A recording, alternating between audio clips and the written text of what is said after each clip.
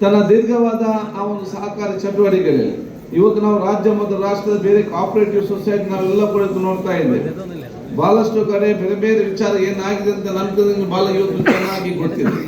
ಆದರೆ ನಮ್ಮ ಒಂದು ಕರಾವಳಿ ಪ್ರದೇಶದಲ್ಲಿ ಇವತ್ತು ಸಹಕಾರಿ ಕ್ಷೇತ್ರದ ಬೇರೆ ಬೇರೆ ಎಲ್ಲರೂ ಕೂಡ ಒಗ್ಗಟ್ಟಿನಿಂದ, ಪ್ರೀತಿಯಿಂದ, ವಿಶ್ವಾಸದಿಂದ ಎಲ್ಲೊಂದು ಒಗ್ಗಟ್ಟಿಂದ ಯಾವುದೇ ಒಂದು ಸಮಸ್ಯೆ ಇಲ್ಲದೆ ಇದ್ದಂಥ ಸಮಸ್ಯೆಯನ್ನು ಇವತ್ತು ಬಗೆಹರಿಸಿಕೊಂಡು ನಾವೆಲ್ಲ ಒಗ್ಗಟ್ಟಿನಿಂದ ಗೌರವಪೂರ್ವಕವಾಗಿ ನಮ್ಮ ಕರಾವಳಿಯ ಕೋಆಪರೇಟಿವ್ ಸಹಕಾರಿ ಕ್ಷೇತ್ರದ ಗೌರವವನ್ನು ಉಳಿಸಿದ್ರೆ ಅದು ರಾಜೇಂದ್ರ ಕುಮಾರ್ ಅವರನ್ನು ನೇತೃತ್ವ ವಹಿಸಲಿಕ್ಕೆ ನಾನು ಇವತ್ತು ಬಯಸ್ತೇನೆ. ಎಲ್ಲ ಒಟ್ಟುಗೂಡಿಸಿ ತಗೊಂಡು ಹೋಗುವಂಥ ಒಂದು ನೇತೃತ್ವ ಇವತ್ತು ಬಹುಶಃ ಅದನ್ನು ತಂದು ಬೇರೆಯವರನ್ನು ನೋಡುವಾಗ ನಮಗೆ ಅದು ಕಾಣಲಿಕ್ಕೆ ಸಿಕ್ಕುವಂಥ ಅವಕಾಶ. ಅಷ್ಟು ಮಾತ್ರ ಅಲ್ಲ, ಅಧಿಕಾರ ಬಹುಶಃ ಇವತ್ತು ಸನ್ಮಾನ್ಯ ರಾಜೇಂದ್ರ ಕುಮಾರ್ ಅವರ ಎಲ್ಲ ವ್ಯಕ್ತಿತ್ವವನ್ನು ಅರ್ಥ ಮಾಡಿಕೊಂಡು ಅವರ ಸಾಮರ್ಥ್ಯವನ್ನು ಅವರ ದೀರ್ಘಕಾಲದ ಒಂದು ಹಠ ಮತ್ತು ಏನೊಂದು ಒಂದು ಚಾಕಚಕ್ಯತೆ ಇದೆ, ಇದನ್ನೆಲ್ಲ ಅರ್ಥ ಮಾಡಿಕೊಂಡು ಅವತ್ತು ನೇರವಾಗಿ ನೇಮಕ ಮಾಡಿದ ಸನ್ಮಾನ್ಯ ವೀರಪ್ಪ ಮೊಯ್ಲಿ ಅವರು ಅವ್ರದ್ದು ನೇಮಕ ಮಾಡಿ ಅವಕಾಶ ಕೊಟ್ಟಂಥ ಸಂದರ್ಭದಲ್ಲಿ ಅವತ್ತಿದ್ದಂಥ ಸುಮಾರು 60-70 ಕೋಟಿಯಷ್ಟು ಡಿಪಾಸಿಟ್ ಅನ್ನು ಇವತ್ತು ದೇಶದಲ್ಲೇ ಮೊದಲ ಸ್ಥಾನಕ್ಕೆ ಬರಬೇಕಾದ್ರೆ ಒಬ್ಬರು ಮ್ಯಾನೇಜ್ಮೆಂಟ್ ಮಾಡಿಕೊಂಡು ಹೋದ್ರೆ ಹೇಗೆ ಮುಟ್ಟಿಸ್ಬೋದು ಅಂತೇಳಿ ತೋರಿಸಿಕೊಳ್ಳುವಂಥ ಕೆಲಸ ಕೂಡ ಇವತ್ತು ಆಗಿದೆ ಅಂತ ಹೇಳಲಿಕ್ಕೆ ನಾನು ಇವತ್ತು ಬಯಸ್ತೇನೆ. ಅದಕ್ಕಾಗಿ ಯಾವ ಈಗ 70 ಕೋಟಿ ಇದ್ದದ್ದು ಈಗ 7,000 ಕೋಟಿ ಆಗಿ ಇವತ್ತು ನಿಲ್ಲುವಂಥ ವಿಚಾರ ಇವತ್ತು ಆಗಿದೆ. ಅದಕ್ಕಾಗಿ ಯಾವ ಮಾತಿದೆ, ಪ್ರತಿಯೊಂದು ಸಂಸ್ಥೆಯಲ್ಲಿ ಕೂಡ ಪ್ರತಿಯೊಬ್ಬರಿಗೂ ಕೂಡ ಎಲ್ಲರ ಮನೆ ಮುಂದೆ ಹೋಗಿ ನಿಲ್ಲಕ್ಕೆ ಸಾಧ್ಯ ಇಲ್ಲ.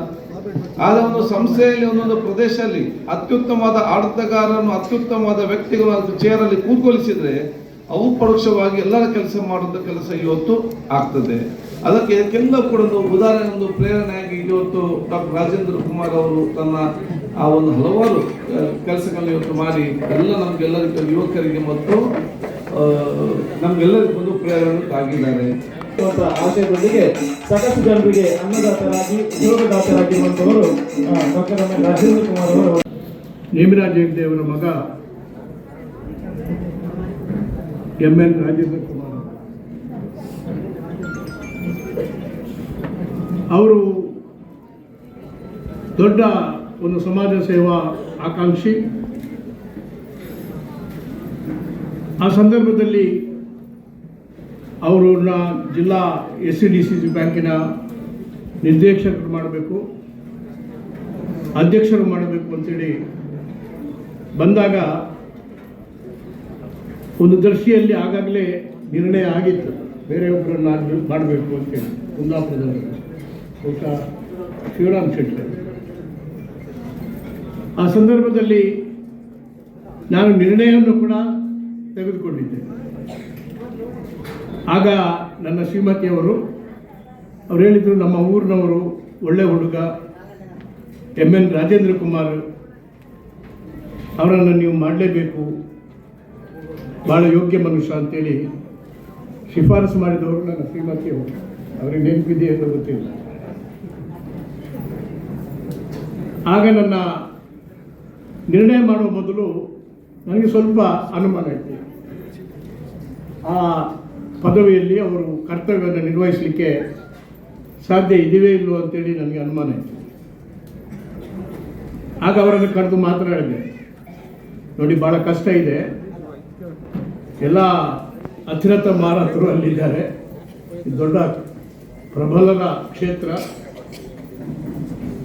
ಅದನ್ನು ನಿರ್ವಹಿಸಿಕೊಂಡು ಹೋಗಲಿಕ್ಕೆ ನಿಮಗೆ ಸಾಧ್ಯ ಆಗ್ತದ ಅಂತೇಳಿ ಪ್ರಶ್ನೆ ಹಾಕಿದ್ದೆ. ಈಗ ನನಗೆ ಅನಿಸ್ತದೆ ಆ ಪ್ರಶ್ನೆ ಅಪ್ರಸ್ತುತ. ಅವರು ಇವತ್ತು ತಮ್ಮ, ನನಗೆ ಭಾಳ ಹೆಮ್ಮೆ,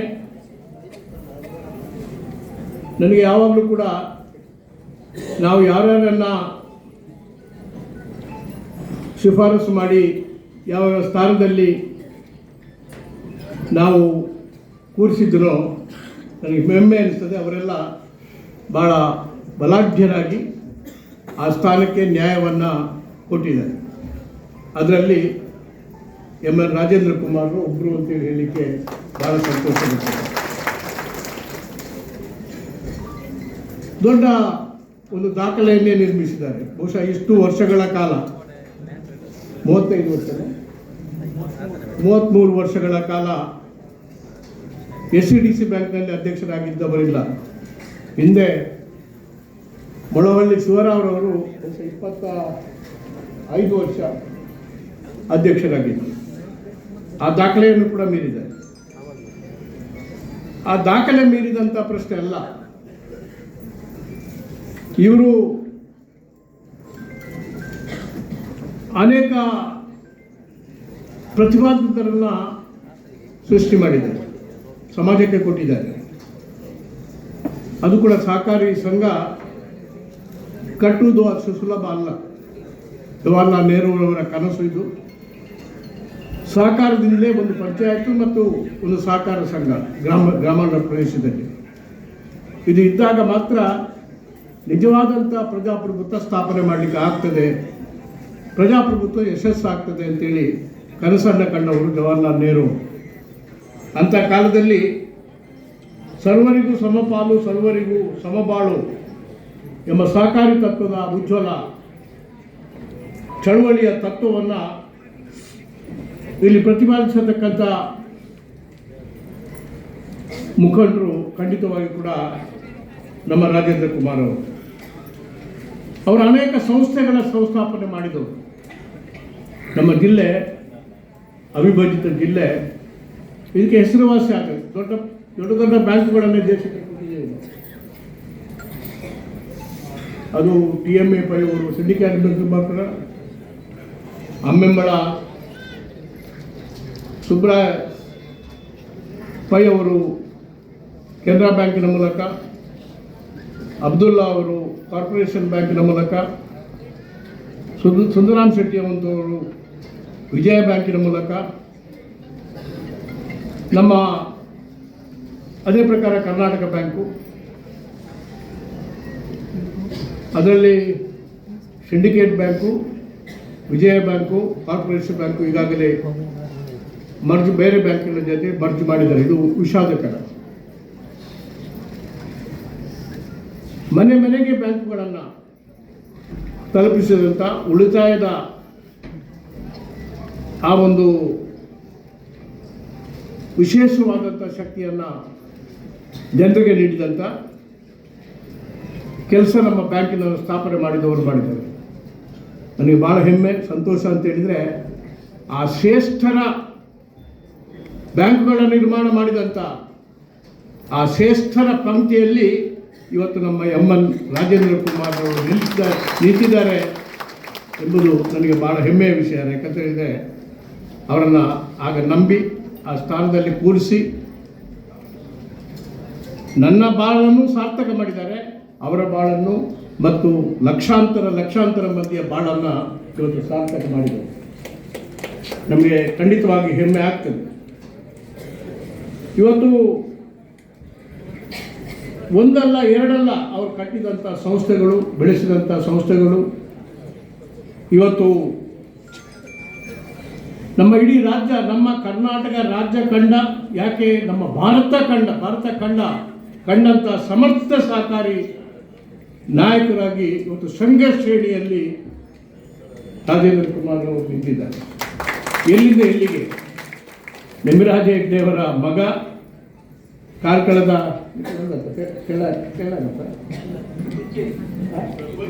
ಪುಲ್ಕೇರಿಯ ಅಲ್ಲಿ ಇದ್ದವರು ಇವತ್ತು ಒಂದು ದೊಡ್ಡ ವಿಶ್ವಸ್ವರೂಪವನ್ನು ಸಹಕಾರಿ ಕ್ಷೇತ್ರದಲ್ಲಿ ಸ್ಥಾಪಿಸಿದ್ರು ಅಂದರೆ ನಮಗೆ ಎಲ್ರಿಗೂ ಕೂಡ ಹೆಮ್ಮೆಯ ವಿಚಾರ. 45 ವರ್ಷಗಳ ಸಹಕಾರ ರಂಗದ ಸಾಧಕರ ಸಮರ್ಥ ನಾಯಕತ್ವವನ್ನು ಅವರು ನೀಡಿದ್ದು ಮಾತ್ರ ಅಲ್ಲದೆ ಕೆಳಗಿನಿಂದ ಮೇಲೆವರೆಗೆ ಕೂಡ ಎಲ್ಲೆಲ್ಲಿ ಅವರು ಕೈ ಇಟ್ಟಿದ್ದಾರೆ ಅದು ಕಲ್ಪವೃಕ್ಷ ಆಗಿದೆ. ಇವತ್ತು ನಮ್ಮ ಜಿಲ್ಲೆ ಮಾತ್ರ ಅಲ್ಲ, ನಮ್ಮ ಇಡೀ ರಾಜ್ಯದ ಹತ್ರ ಅಲ್ಲ, ಇಡೀ ಭರತ ಖಂಡದ ಸಹಕಾರಿಗಳ ಧ್ರುವ ನಕ್ಷತ್ರ ಅದು ನಮ್ಮ MN ರಾಜೇಂದ್ರ ಕುಮಾರ್ ಅವರು. ಈಗ ಅನೇಕ ಸ್ಥಾನಗಳನ್ನು ರಾಷ್ಟ್ರ ಮಟ್ಟದಲ್ಲಿ, ನಮ್ಮ ರಾಜ್ಯ ಮಟ್ಟದಲ್ಲಿ ಅನೇಕ ದೊಡ್ಡ ದೊಡ್ಡ ಸ್ಥಾನಗಳನ್ನು ಸಹಕಾರಿ ಕ್ಷೇತ್ರದಲ್ಲಿ ಅವರು ಸಮರ್ಥವಾಗಿ ಮಾಡಿ ಬ್ಯಾಂಕಿನ ಅಭಿವೃದ್ಧಿಯ ರೂವಾರಿ ಮಾತ್ರ ಅಲ್ಲ, ಅವರಿಡೀ ಕೃಷಿಕರ ಬದುಕಿನ ಒಬ್ಬ ಅಭಿವೃದ್ಧಿಯ ರೂವಾರಿ ಕೂಡ, ಸಾಮಾಜಿಕ ನ್ಯಾಯದ ರೂವಾರಿ ಕೂಡ ಅವರು ಆಗಿ ಇವತ್ತು ಬೆಳಗ್ತಾ ಇದ್ದಾರೆ. ಅವ್ರು ಹೇಳಿದರು ಶತಾಯುಷಿಗಳಾಗಿ ಅಂತೇಳಿ. ಅವರ ಪ್ರಾಯ ಗೊತ್ತೇ ಆಗೋದಿಲ್ಲ. ಇವರು, ನಾನು ನೇಮಿರಾಜ ಹೆಗ್ಡೆ ಅವರ ಮಗ ಆಗ ಕಾರ್ಕಳದಲ್ಲಿ ನೋಡಿದಂಥ ರಾಜೇಂದ್ರ ಕುಮಾರ್ರಿಗೂ ಈಗಲೂ ಅವರ ಭೌತಿಕ ಶರೀರದ ನೋಡಿದರೆ ವ್ಯತ್ಯಾಸವೇ ಇಲ್ಲ. ಆದ್ದರಿಂದ 100 ವರ್ಷ ಕೂಡ ಇದೇ ಥರ ಬೆಳಗಿ ಜ್ವಲಂತವಾಗಿ ತಮ್ಮ ಬದುಕನ್ನು ಸಾಗಿಸ್ತಾರೆ ಎಂಬುದನ್ನು ನಾನು ಹಾರೈಸುವುದು ಮಾತ್ರವಲ್ಲ, ನಿರ್ಣಯಾತ್ಮಕವಾದಂಥ ಪಾತ್ರವನ್ನು ಈ ರಾಜ್ಯದ, ಈ ಜಿಲ್ಲೆಯ ಮತ್ತು ಈ ರಾಷ್ಟ್ರದ ಆರ್ಥಿಕ ಸಹಕಾರಿ ರಂಗದಲ್ಲಿ ಅವರು ನಿರ್ವಹಿಸ್ತಾರೆ ಎಂಬುದಕ್ಕೆ ಏನು ಅನುಮಾನ ಕೂಡ ಇಲ್ಲ. ಈಗಾಗಲೇ ವರದಿಯನ್ನು ಕೊಟ್ಟರು ದೇವದಾಸ್ ಶೆಟ್ಟಿ ಅವರು ನಾನು ನೆನೆಸಿದೆ ಸ್ವಲ್ಪ ಆದರೂ ನಮಗೆ ಉಳಿಸ್ತಾರೆ ಅಂತೇಳಿ. ನೀವು ಹೇಳಿದ್ರಲ್ಲಿ ಎಲ್ಲ ಬಂತು. ನನ್ನ ಅಭಿವಂದನೆ ಭಾಷಣ ಕೂಡ, ಆ ಕಾರ್ಯ ಕೂಡ ನಮ್ಮ ದೇವದಾಸ್ ಶೆಟ್ಟರೇ ನಿರ್ವಹಿಸಿಬಿಟ್ಟಿದ್ದಾರೆ. ಅದನ್ನು ನಾನು ಹುಡುಕೋದು ಯಾವುದು ಬಿಟ್ಟಿದ್ದಾರೆ ಅದರ ಅಂಶ ಮಾತ್ರ ನಾನು ಮಾತನಾಡಬೇಕು ಅಂತೇಳಿ ನಾನು ಅಪೇಕ್ಷೆಯಿಂದ ಇದ್ದೆ. ಇವತ್ತು ಈ SCDC ಬ್ಯಾಂಕು ಒಟ್ಟು ಠೇವಣಾತಿ 64 ಕೋಟಿ ಇದ್ದದ್ದು, ಹೊರಬಾಕಿ ಸಾಲ 46 ಕೋಟಿ ಇದ್ದದ್ದು, ಲಾಭ 42 ಲಕ್ಷ ಇದ್ದದ್ದು. ಅದು ಯಾವ ಮಟ್ಟಕ್ಕೆ ರಾಜೇಂದ್ರ ಕುಮಾರ್ ನಿಲ್ಲಿಸಿದರು ಅಂತ ಹೇಳಿದರೆ, ಆ ಶಾಖೆಗಳು 25 ಇದ್ದದ್ದು 113 ಶಾಖೆಗಳಾಗಿದೆ. ಆರ್ಥಿಕ ವರ್ಷದಲ್ಲಿ ಠೇವಣಾತಿ ಅದು 64 ಕೋಟಿ ಇದ್ದದ್ದು 7,982.76 ಕೋಟಿ. ಇಲ್ಲಿಂದ ಎಲ್ಲಿಗೆ? ಹಿಮಾಲಯದ ಎತ್ತರಕ್ಕೆ ಈ ಒಂದು ಸಂಸ್ಥೆಯನ್ನು. ಅದಕ್ಕೆ ನಾನು ಆಲೋಚನೆ ಮಾಡೋದು, ಹೇಗೆ ಇದು ಮಾಡಿದ್ದಾರೆ ಅಂತೇಳಿ ಆಲೋಚನೆ ಮಾಡೋದು. ಯಾಕಂದರೆ ಹೆಚ್ಚಾಗಿ ಸಹಕಾರಿಗಳು ಅಂತ ಹೇಳಿದರೆ ನಮಗೆ ಒಂದು ಭಾವನೆ, ಯಾಕಂದ್ರೆ ಈ ಕಪ್ಪೆ ತಕ್ಕಡಿಗೆ ಹಾಕಿದೆ ಹಾಗೆ ಅಂತೇಳಿ. ಅದು ಅಲ್ಲಿ ಜನ ಒಟ್ಟಿಗೆ ನಿಲ್ಲುವುದೇ ಇಲ್ಲ. ಅದನ್ನು ಜನ ಸೇರಿಸ್ಬೇಕಲ್ಲ, ಸಹಕಾರ ಆಮೇಲೆ. ಒಂದೇ ಏಕ ಮನಸ್ಸಿನಿಂದ ಜನರ ಮನಸ್ಸನ್ನು ಹೆಣೆದು, ಅವರ ಹೃದಯವನ್ನು ಹೆಣೆದು, ಇವತ್ತು ಯಾರವರ ಡೈರೆಕ್ಟರ್ ಆಗಿದ್ದರೂ ಅನೇಕ ವರ್ಷದಿಂದ ಅವರೇ ಇದ್ದಾರೆ, ಬಹುಶಃ ಮುಂದೆ ಕೂಡ ಇರ್ತಾರೆ. ಯಾಕಂದರೆ ಆ ವಿಶ್ವಾಸ ಕುದುರಿಸುವುದು ಅಷ್ಟು ಸುಲಭ ಅಲ್ಲ. ಅದು ಅವ್ರ ಹತ್ರ ಕೇಳಬೇಕು. ಅನೇಕ ರಾಜಕಾರಣಿಗಳು ಎದುರಿಸ್ತದೆ. ಅವ್ರ ಸ್ವಲ್ಪ ಕೂತ್ಕೊಂಡು ನಾವು ಇನ್ನೂ ಕಲಿಬೇಕಾದ್ದು ಭಾಳ ಇದೆ. ಹೇಗೆ ನಿಮ್ಮ ಜೊತೆಯಲ್ಲಿ ಜನರನ್ನು ಹೆಣೆದುಕೊಂಡು, ಅವರ ಹೃದಯವನ್ನು ಹೆಣೆದುಕೊಂಡು ಆ ಸಂಸ್ಥೆಯನ್ನು ಕಟ್ಟಬೇಕಾದ್ರೆ ಜನ ಬೇಕು, ಜನರ ಮನಸ್ಸು ಬೇಕು, ಆ ಸಂಘಟನಾ ಸಶಕ್ತ ಶಕ್ತಿ ಬೆಳೆಸಬೇಕು. ಇದನ್ನು ಹೇಗೆ ಮಾಡ್ತಾ ಇದ್ದಾರೆ ಅಂತೇಳಿ ನನಗೆ ಅಂದರೆ ಎಲ್ಲ ಪಕ್ಷಾತೀತವಾಗಿ ಒಂದು ವರ್ಕ್ಶಾಪ್ ಮಾಡಿ ರಾಜೇಂದ್ರ ಕುಮಾರನ್ನು ಕರೆಸಿ ಜನರನ್ನು, ಯಾಕಂದರೆ ಈಗ ರಾಜಕೀಯ ಪಕ್ಷದಲ್ಲಿ ಸಂಘಟನೆಗಳನ್ನು ಬರೀ ಮಾತು ಮಾಡೋದು, ಸಂಘಟನೆ ಮಾಡಲಿಕ್ಕೆ ಆಗೋದಿಲ್ಲ, ಅದು ಸುಲಭವೂ ಅಲ್ಲ. ಬಹುಶಃ ಅವರ ಹತ್ರ ಒಂದು ವಾರದ್ದು ವರ್ಕ್ಶಾಪ್ ಮಾಡಿ ಕಲಿಯುವುದು ಒಳ್ಳೆಯದು. ಯಾಕೆ, ಹೇಗೆ ಜನಗಳನ್ನು ನೀವು ಸೇರಿಸ್ತೀರಿ, ಜನರ ಹೃದಯವನ್ನು ಸೇರಿಸ್ತೀರಿ, ಇದು ಅವರಿಂದ ಕಲಿಯತಕ್ಕಂಥದ್ದು ಅನೇಕವಿದೆ. ಆದರೆ ಇವತ್ತು 9,483.92 ಕೋಟಿ ಸಾಲ ವಿತರಿಸಿದೆ. ಅವರೆಲ್ಲ ಗಳಿಸಿದಂಥ ಲಾಭ 42 ಲಕ್ಷ ಇದ್ದದ್ದು 87ನೇ ಇಸ್ವಿಯಲ್ಲಿ ಈಗ 110.40 ಕೋಟಿ ಲಾಭ. ಬ್ಯಾಂಕಿನ ವ್ಯವಹಾರ ಒಟ್ಟು 17,366.68 ಕೋಟಿ. ಯಾವ ಒಂದು ರೀತಿಯ ವಿಕ್ರಮ ಸಾಧನೆಗಳನ್ನು ಅವರು ಮಾಡಿದ್ದಾರೆ. ಮತ್ತು ಆಧುನಿಕ ತಂತ್ರಜ್ಞಾನ ಏನು ನ್ಯಾಷನಲೈಸ್ ಬ್ಯಾಂಕು ಏನು ಅಳವಡಿಸಿದ್ದಾರೆ, ಅದಕ್ಕಿಂತಲೂ ಒಂದು ಹೆಜ್ಜೆ ಮುಂದೆ ಹೋಗಿ ಇವತ್ತು ಆ ಮಾಡರ್ನ್ ಟೆಕ್ನಾಲಜಿ, ಬಹುಶಃ ನನಗನ್ನಿಸದೆ ಈಗ ಬರತಕ್ಕಂಥ ಹೊಸ ಟೆಕ್ನಾಲಜಿ, AI ಟೆಕ್ನಾಲಜಿಯನ್ನು ಕೂಡ ನನಗನ್ನಿಸದೆ ಸದ್ಯದಲ್ಲೇ ಅವರು ಅಳವಡಿಸ್ತಾರೆ. ವಿದ್ಯಾರ್ಥಿ ವೇತನವನ್ನು ಈ ವೇದಿಕೆಯಲ್ಲಿ ನೀಡಲಿಕ್ಕೆ ವಿಜಯ್ ಮಂಗಳೂರು. 33 ವರ್ಷಗಳ ಹಿಂದೆ ಈ ಬ್ಯಾಂಕಿನ ಅಧ್ಯಕ್ಷನಾಗಿ ಮಾಡಿದಂಥ ಆಗ ಮುಖ್ಯಮಂತ್ರಿ ನನ್ನನ್ನು 33 ವರ್ಷಗಳ ಹಿಂದೆ ಮಾನ್ಯ ಆ ದಿವಸ ಭಾಳ ದೊಡ್ಡ ಪೈಪೋಟಿ ಇತ್ತು ಅವ್ರು ಹೇಳಿದಾಗೆ. ಶಿವರಾಮ್ ಶೆಟ್ಟಿ ಅನ್ನೋರು ಕುಂದಾಪುರದವರನ್ನು ಅಧ್ಯಕ್ಷರು ಅಂತ ಅನೌನ್ಸ್ ಕೂಡ ಮಾಡಿದರು. ಅನೌನ್ಸ್ ಆದ ನಂತರ ಇವರಿಂದ ಫೋನ್ ಬಂದು ಅವರ 4 ಮೈಲಿಯವರು ಅವರ ಶ್ರೀಮತಿಯವರು ನನ್ನನ್ನು ರೆಕಾರ್ಡ್ ಮಾಡಿ ಅಲ್ಲಿ ಇಲ್ಲಿ ಕುಳಿಸಿದರು 33 ವರ್ಷಗಳ ಹಿಂದೆ. ಆ ನಂತರ ಅವರ ಆಶೀರ್ವಾದ, ತಮ್ಮೆಲ್ಲರ ಆಶೀರ್ವಾದ, ದೇವರ ಅನುಗ್ರಹ ಆಶೀರ್ವಾದದಿಂದ ಇವತ್ತಿನವರೆಗೆ ಈ ಬ್ಯಾಂಕು ಹಿಂದೆ ನೋಡಲಿಲ್ಲ, ಯಾವತ್ತೂ ಅಭಿವೃದ್ಧಿಯಾಗಿದೆ. ನಾನು ಸೇರುವಾಗ 65 ಕೋಟಿ ಠೇವಣಿ ಇತ್ತು, ಇವತ್ತು 8,000 ಕೋಟಿ ಆಗ್ತಾ ಇದೆ. ಠೇವಣಿ ಮಾತ್ರ ಮುಖ್ಯ ಅಲ್ಲ, ದೇಶದಲ್ಲಿ ಒಟ್ಟು 459 ಜಿಲ್ಲಾ ಕೇಂದ್ರ ಸಹಕಾರಿ ಬ್ಯಾಂಕ್ಗಳಿದೆ ಅಂತ ನಮ್ಮ ನಬಾರ್ಡ್ನವರು, ನಮ್ಮ CGMನವರು ಮೊನ್ನೆ ಬಂದಿದ್ರಿ, ಅವ್ರು ಹೇಳಿದರು ದೇಶದಲ್ಲಿರುವಂಥ 459 ಜಿಲ್ಲಾ ಕೇಂದ್ರ ಸಹಕಾರಿ ಬ್ಯಾಂಕಿನಲ್ಲಿ ನಾನು ಹೇಳಿದೆ ಸೇವೆ ಕೊಡೋದ್ರಲ್ಲಿ ನಮ್ಮ ಮೇಲೆ ನಮ್ಮ ವಾಣಿಜ್ಯ ಬ್ಯಾಂಕ್ಗಳು ಹುಟ್ಟಿದ ತವರು ಅಂತ ಹಿರಿಯರು ಹೇಳಿದರು. ವಾಣಿಜ್ಯ ಬ್ಯಾಂಕ್ಗಳು ಯಾರಿಗೆ ಸಾಲ ಕೊಡ್ತಾರೆ ಅದು ನಾವು ಆಲೋಚನೆ ಮಾಡಬೇಕಾಗಿದೆ. ಒಂದು ಇವತ್ತು ವಾಣಿಜ್ಯ ಬ್ಯಾಂಕ್ಗಳು ಸಂಕುಚಿತಗೊಳ್ತಾ ಇದೆ, ಒಂದರಲ್ಲಿ ಒಂದು ವಿಲೀನಗೊಳ್ತಾ ಇದೆ. ನಮ್ಮ ಸಹಕಾರಿ ಕ್ಷೇತ್ರ ಹಾಗಲ್ಲ, ಪ್ರತಿ ಗ್ರಾಮದಲ್ಲಿ ಹೋಗಿ ತಮ್ಮ ಶಾಖೆಯನ್ನು ತೆರೆದು ಜನರಿಗೆ ಸೇವೆ ಕೊಡ್ತಾ ಇದ್ದಾರೆ. ಎಲ್ಲಿಯೂ ಕೂಡ ನೋಡಿ, ನಾನೊಂದು ಸಣ್ಣ ಉದಾಹರಣೆ, ನಮ್ಮೆಲ್ಲ ಪ್ರಾಥಮಿಕ ಪತ್ತಿನ ಸಹಕಾರಿ ಸಂಘಗಳಿದೆ, ಎಲ್ಲವೂ ಸ್ವಂತ ಕಟ್ಟಡದಲ್ಲಿದೆ. ಜನರಿಗೆ ಸೇವೆ ಕೊಡಲಿಕ್ಕೆ ಹವಾನಿಯಂತ್ರಿತವಾದ ವ್ಯವಸ್ಥೆಯನ್ನು ನಾವು ಮಾಡ್ತಾ ಇದ್ದೇವೆ. ವಾಣಿಜ್ಯ ಬ್ಯಾಂಕ್ ಇವತ್ತು ಬಾಡಿಗೆ ಕಟ್ಟಡದಲ್ಲಿ ಸೇವೆ, ಭಾಷೆ ಬಾರದವರು, ಸಂಸ್ಕೃತಿ ತಿಳಿಯದವರು ಅಂಥವರು ಸೇವೆ ಕೊಡಲಿಕ್ಕೆ ಬಂದಿದ್ದಾರೆ. ತುಲನೆ ಮಾಡಿ ನಮ್ಮ ಜಿಲ್ಲೆ ಇವತ್ತು ಸಹಕಾರಿ ಕ್ಷೇತ್ರದಿಂದಾಗಿ ಅಭಿವೃದ್ಧಿ ಹೊಂದಿದೆ ಅಂತ ಹೇಳಲಿಕ್ಕೆ ನಾನು ಬಹಳ ಸಂತೋಷ ಪಡ್ತೇನೆ. ಎಲ್ಲರೂ ಇದಕ್ಕೆ ಕಾರಣ ನಮ್ಮ ಜಿಲ್ಲೆಯಲ್ಲಿ ಕೆಲಸ ಮಾಡುವಂಥ ಸಹಕಾರಿಗಳು. ಇವತ್ತು ಹೇಳಿದರು ಕೃಷಿಕರಿಗೆ ಸಾಲ. ನಾನು ನಿನ್ನೆ ನೋಡಿದೆ, ಬೆಳಗಾವಿ ಅತಿ ಹೆಚ್ಚು ಕೃಷಿ ಸಾಲ ಕೊಟ್ಟಂತ ಜಿಲ್ಲೆ ಅಂತ ಒಂದು ಪತ್ರಿಕೆಯಲ್ಲಿ ಬಂತು. ಅಲ್ಲಿರುವಂಥ ಕ್ಷೇತ್ರ ಉದಾಹರಣೆಗೆ ನಾನು ಹೇಳ್ತೇನೆ, 19 ವಿಧಾನಸಭಾ ಕ್ಷೇತ್ರ ಇದೆ, ನಮ್ಮಲ್ಲಿರುವುದು 13. ಅಲ್ಲಿ 4 ಲಕ್ಷ ರೈತರಿದ್ದಾರೆ, ನಮ್ಮಲ್ಲಿರುವುದು 1 ಲಕ್ಷ ಚಿಲ್ಲರೆ ರೈತರು.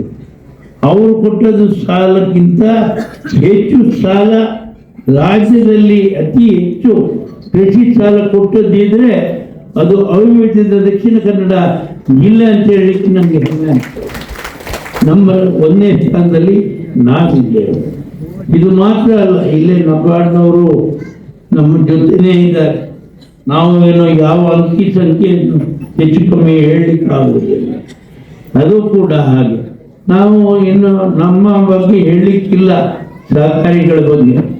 ನನ್ನನ್ನು ಬೆಳೆಸಿದವರೇ ಸಹಕಾರಿಗಳು. ನಮ್ಮ ಮಾಜಿ ಮುಖ್ಯಮಂತ್ರಿಗಳು ನನ್ನನ್ನು ಕೂರಿಸಿದ್ದಾರೆ, ಅದನ್ನು ಬೆಳೆಸಿದವರು ನೀವು ಮುಂದುವರಿಸಿಕೊಂಡು ನನ್ನನ್ನು. ಇಲ್ಲಿ ಚುನಾವಣೆ ಕೂಡ ಇಲ್ಲ ಮಾನ್ಯ ವೀರಪ್ಪನವರೇ. ನಮ್ಮ ಬ್ಯಾಂಕಿನಲ್ಲಿ ಚುನಾವಣೆ ಇಲ್ಲದೆ ನಮ್ಮ ಜಿಲ್ಲೆಯಲ್ಲಿ ಎಲ್ಲ ಸಹಕಾರಿ ಹೆಚ್ಚಿನ 95% ಸಂಘಗಳಲ್ಲಿ ಚುನಾವಣೆ ನಡೆಯುವುದಿಲ್ಲ. ಎಲ್ಲ ಅವಿರೋಧವಾಗಿ ಮಾಡಿಕೊಂಡು ನಾವು ಒಟ್ಟಿಗೆ ಇರುವಂಥ ಜಿಲ್ಲೆ ಒಂದು ಇದ್ರೆ ಅದು ದಕ್ಷಿಣ ಕನ್ನಡ ಅವಿಭಜಿತ ದಕ್ಷಿಣ ಕನ್ನಡ ಜಿಲ್ಲೆ. ನಾವು ಪೇಪರ್ನಲ್ಲಿ ಓದ್ತೇವೆ, ಆ ಬೆಳಗಾವಿನಲ್ಲಿ ಒಂದು ಜಿಲ್ಲಾ ಬ್ಯಾಂಕಿಗೆ ಏನೆಲ್ಲ ಆಯಿತು ಅಂತ ಚುನಾವಣೆಯಲ್ಲಿ ನೋಡ್ತೇವೆ. ಇಲ್ಲಿ ಯಾವ ಗಲಾಟೆನೇ ಆಗೋದಿಲ್ಲ, ಯಾವ ಇದೆಲ್ಲ ಅವಿರೋಧವಾಗಿ ಎಲ್ಲ ನಡೀತಾ ಇದೆ. ಹೀಗೆ ನಾನು ಹೇಳೋದು, ನಮ್ಮ ಜಿಲ್ಲೆ ನಾನು ಒಬ್ಬ ಅಲ್ಲ, ಎಲ್ಲರೂ ಸಹಕಾರಿಗಳು ಒಟ್ಟಾಗಿರುವುದರಿಂದ ನಮ್ಮ ಪಕ್ಷ ಇರುವುದು ಒಂದೇ ಪಕ್ಷ, ಸಹಕಾರ ಪಕ್ಷ ಅಂತ ಹೇಳಿಕ್ಕೆ ನಾನು ಹೇಳ್ತಾ ಇದ್ದೇನೆ. ಮತ್ತು ಜನರಿಗಾಗಿ ಕೆಲಸ ಮಾಡ್ತೇವೆ ನಾವು. ಇವತ್ತು 9 ಜಿಲ್ಲೆಯಲ್ಲಿ ನವೋದಯದ ಮಹಿಳೆಯರ ಸಂಖ್ಯೆ ಲಕ್ಷಾಂತರ ಸಂಖ್ಯೆಯಲ್ಲಿ ನಮ್ಮ ನವೋದಯದಲ್ಲಿ ಇದ್ದಾರೆ. ಅವರ ಸಾಲದ ವಸೂಲಾತಿ ಪ್ರಮಾಣ, ನಾನು ವಸೂಲಾತಿ ಅನ್ನುವಂಥ ಶಬ್ದ ಉಪಯೋಗ ಮಾಡೋದಿಲ್ಲ, ಮರುಪಾವತಿ ಮಾಡಿದಂಥ ಪ್ರಮಾಣ 98.5% ಮರುಪಾವತಿ ಮಹಿಳೆಯರು ಸಾಲ ಮಾಡ್ತಾ ಇದ್ದಾರೆ. ಯಾವತ್ತು ನಾವು ಯಾವುದೇ ಕ್ರಮ ಕೈಗೊಳ್ಳೋದಿಲ್ಲ.